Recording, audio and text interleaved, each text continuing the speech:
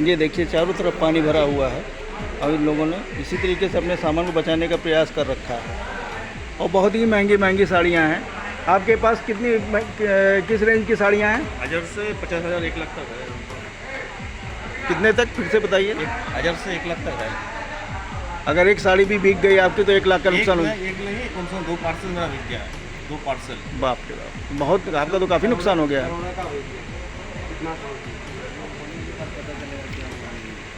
क्या ये सामान आपका नीचे ही रखा हुआ था? सामान तो नीचे ही रखते हैं ना, इधर काम कर रहा है, तभी तो दुकान लगाएंगे। पता भी नहीं चलता ना बारिश इतना है। हाँ, रामदा तो मालूम भी नहीं हो रहा है बारिश हो रहा है क्या नहीं हो रहा है।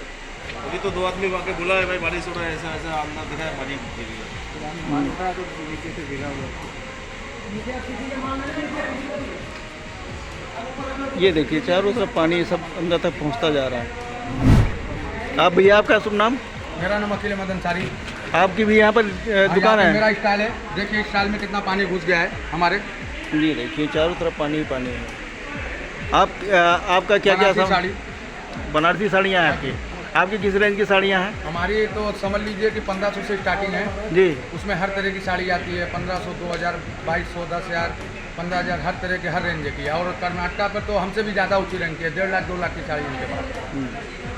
काफ़ी नुकसान हो गया आप लोगों का। अब देखिए इससे पहले भी आए थे तो बारिश की वजह से पानी आ गया था, तो उसका हम लोग हल किए थे पटरा पर नीचे माल देख के।